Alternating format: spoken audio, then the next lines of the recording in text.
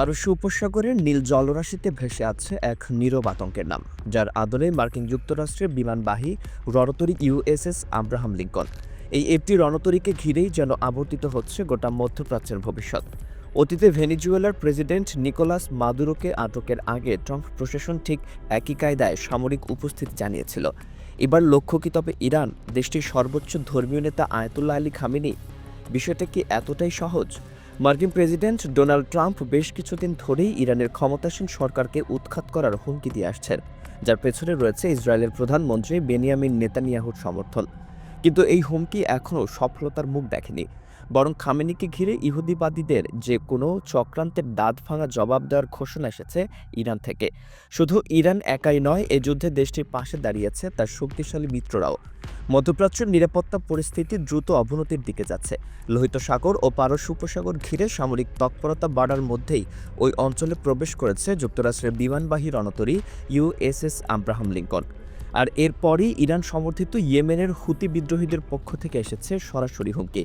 ইরানের বিরুদ্ধে যুক্তরাষ্ট্র ও ইসরায়েলের ক্রমবর্ধমান হুমকির মধ্যে মার্কিন রণতরী ইউএসএস আব্রাহাম লিঙ্কনের ওপর হামলা করার ইঙ্গিত দিয়েছে ইয়েমেনের সশস্ত্র বিদ্রোহী গোষ্ঠীটি। সামাজিক যোগাযোগ মাধ্যমে যুক্তরাষ্ট্রের ওই রণতরীটির একটি ছবি পোস্ট করে তার ক্যাপশনে হুতিরা একটি শব্দে লিখেছে, শীঘ্রই। এই এক শব্দেই যেন হুমকির সারমর্ম ফুটে উঠেছে। এদিকে এরই মাঝে আরেক ধাপ এগিয়ে যাচ্ছে ইরানপন্থী ইরাকি সশস্ত্র গোষ্ঠী কাতাইব হিজবুল্লাহ। যুক্তরাষ্ট্র ও ইসরায়েলের বিরুদ্ধে অভিযানের প্রস্তুতির ইঙ্গিত দিয়েছে তারাও।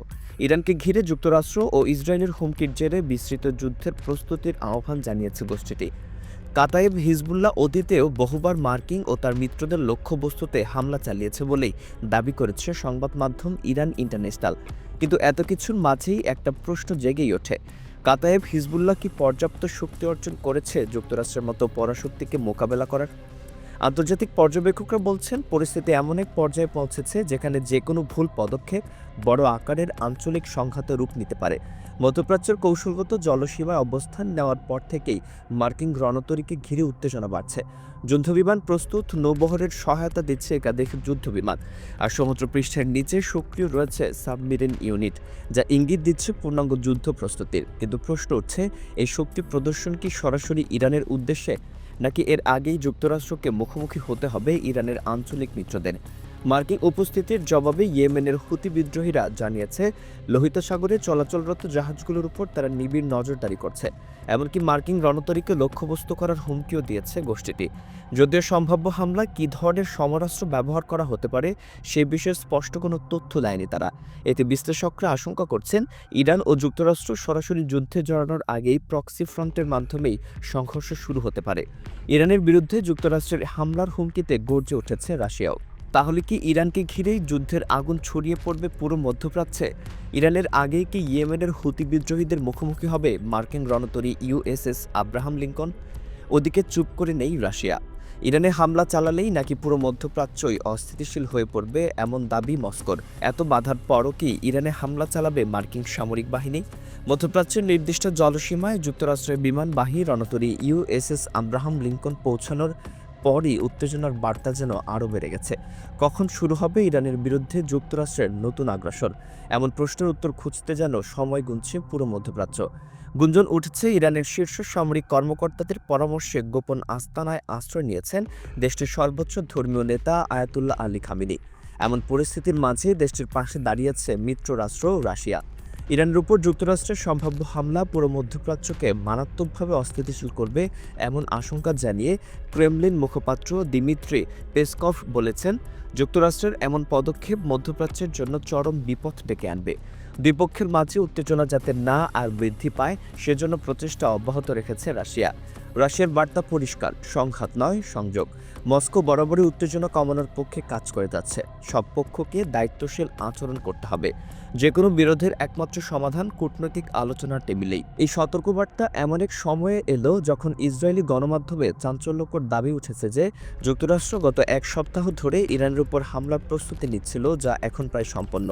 এই খবর ছড়িয়ে পড়তেই মধ্যপ্রাচ্যের রাজধানীগুলোতে বাড়তে থাকে উৎকণ্ঠা। এদিকে তেহরান জানিয়েছে তাদের ভূগর্ভস্থ মিসাইল ঘাঁটিগুলো কয়েকদিন ধরেই উচ্চ সতর্কতায় রয়েছে। ইরানের একজন জ্যেষ্ঠ সামরিক কর্মকর্তার ভাষায়, কোনো উস্কানি ছাড়াই যদি যুক্তরাষ্ট্র হামলা চালায় তাহলে পাল্টা জবাব দিতে তারা এক মুহূর্ত দেরি করবে না। স্যাটেলাইট চিত্র বিশ্লেষণ করে জানা গেছে ইরানের সেমদান প্রদেশে অবস্থিত ইমাম খোমেনি স্পেস পোর্টে সম্প্রতি ক্ষেপণাস্ত্র পরীক্ষার কার্যক্রম চালানো হয়েছে। বার্তা স্পষ্ট, যুদ্ধ চাপিয়ে দিলে ইরানও প্রস্তুত। মধ্যপ্রাচ্যের উত্তেজিত দৃশ্যপটে উঠে এসেছে ইরানের আরেক মিত্ররাষ্ট্র চীনের নাম।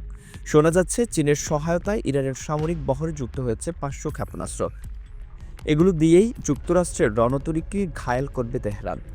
ইরানের সাম্প্রতিক সরকার বিরোধী আন্দোলন শেষ হলেও দেশটিকে ঘিরে ষড়যন্ত্রমূলক কৌশল তৈরিতে লাগাম টানেননি মার্কিন প্রেসিডেন্ট ডোনাল্ড ট্রাম্প। ইরানের বিরুদ্ধে সামরিক অভিযান শুরু করার জন্য প্রায় সকল ধরনের প্রস্তুতি সেরে ফেলেছে যুক্তরাষ্ট্র। ব্রিটিশ সংবাদ মাধ্যম দ্য টেলিগ্রাফ তাদের এক প্রতিবেদনে দাবি করেছে যে ইরানের অদূরেই জর্ডানের একটি সামরিক ঘাঁটিতে মার্কিন বাহিনী মোতায়েন করেছে F-35 যুদ্ধবিমান, যার লক্ষ্য ইরানের বিরুদ্ধে হামলা চালানো। যুক্তরাষ্ট্র ও ইরানের মাঝে যখন যুদ্ধের উত্তেজনা চরমে, ঠিক তখনই সংবাদ মাধ্যম দ্য টেলিগ্রাফের প্রতিবেদনে উঠে এসেছে এক চাঞ্চল্যকর তথ্য। ইরানের বিপদের বন্ধু হিসেবে আবারও পরিচয় দিয়েছেন চীনের president Xi Jinping. Ballistic missile তৈরির জন্য ইরানকে কয়েক হাজার কেজি সোডিয়াম পারক্লোরাইড পাঠিয়েছে চীন। এই পরিমাণ রাসায়নিক পদার্থ দিয়ে ইরান নিমিষেই 500টি মাঝারি পাল্লার ব্যালিস্টিক মিসাইল তৈরি করতে পারবে, এমন দাবি ব্রিটিশ সংবাদ মাধ্যমটির। তাহলে কি প্রস্তুতি নিয়ে ফেলেছে ইরান? গত বছরের জুনে 12 দিনের যুদ্ধের সময় ইরানের ব্যালিস্টিক মিসাইল তৈরি 21টি কেন্দ্রে হামলা চালিয়েছিল ইসরায়েল, কিন্তু সেগুলোর মধ্যে 16টি পুনরায় নির্মাণও করে ফেলেছে তেহরান। তাই তো ইরানের জ্যেষ্ঠ একজন সামরিক কর্মকর্তা সংবাদ মাধ্যম দ্য টেলিগ্রাফকে জানিয়েছেন, আমাদের ভূগর্ভস্থ ক্ষেপণাস্ত্র কেন্দ্রগুলো কয়েকদিন ধরেই হাই অ্যালার্টে রয়েছে। ট্রাম্প যদি কোনো কারণ ছাড়াই ইরানের বিরুদ্ধে হামলা চালায় তাহলে আমরাও প্রস্তুত। সব প্রশ্নের উত্তর এখনও অজানা। যুদ্ধ কি নিশ্চিত, নাকি শেষ মুহূর্তে কূটনীতির টেবিলেই থামবে এই উত্তেজনা? পারস্য উপসাগরের ঢেউয়ে ভাসমান মার্কিন রণতরী, হুতি ও ইরানপন্থী সশস্ত্র গোষ্ঠী, আর তাদের পেছনে দাঁড়িয়ে থাকা রাশিয়া ও চীন, সব মিলিয়ে মধ্যপ্রাচ্য যেন দাঁড়িয়ে আছে এক ভয়ঙ্কর মোড়ের সামনে। একটি ভুল হিসাব, একটি উস্কানি, আর মুহূর্তেই আগুন জ্বলতে পারে গোটা অঞ্চল। এই লড়াইয়ে কে প্রথম আঘাত হানবে আর সবচেয়ে বড় মূল্য কে দেবে, তার উত্তর সময় দেবে। আপাতত বিশ্ব তাকিয়ে আছে যুদ্ধ শ্বাসের মধ্য দিকে।